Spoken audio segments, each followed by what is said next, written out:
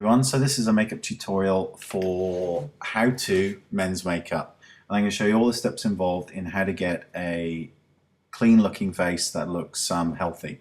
So the first thing we're going to do is I'm going to spray some toner on my face because I've got combination skin, so I don't need to load it down. I'm using Max Fix Plus here and just going to pat it in with my hands, rub it in. When that's dry, I'm then going to take a mineral foundation. You can use powder or whatever you want, but I prefer mineral, and it also has an SPF in, which is good. So I'm going to take this with a kabuki brush and buff some in, and then I'm going to apply this to the entire face. And I always start on the forehead and work my way down. Go in circular motions and just keep buffing away until all the areas of your face are covered. And you can go as light or as heavy as you want here, but as this is for men, it was always better to sort of stay on the natural side. So don't overload the skin too much. And never forget the jawline and the neck area, because the whole thing has to blend into one. So keep buffing away until you have an even looking skin tone. Next thing that we're going to do is take Nars Exhibit A, which is a brick red blush, and this is going to be applied to the high points of the face, such as the cheekbones, bridge of the nose, and the temple areas.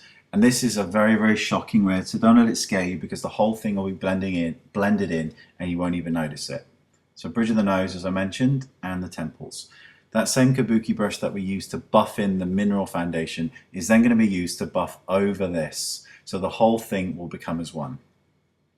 And it's very important that these lines that we've just drawn are absolutely blurred so that there is no lines of demarcation. You shouldn't see where the red begins and ends. And of course, you don't have to do it. All of these steps are optional, so you can just do whatever you're comfortable with. So just keep blending.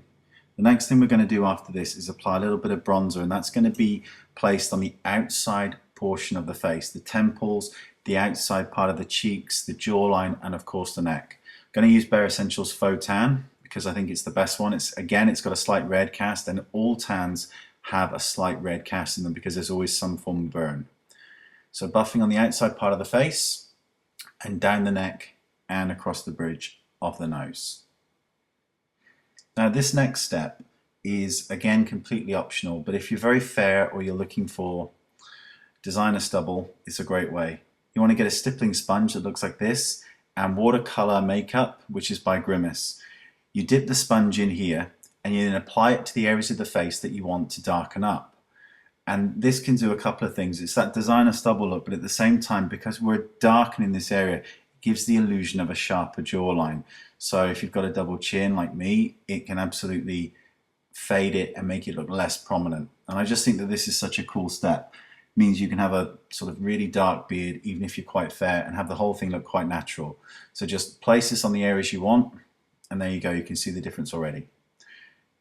Okay, next step, just curl the eyelashes, because this can open up the eyes and it doesn't scream anything at all.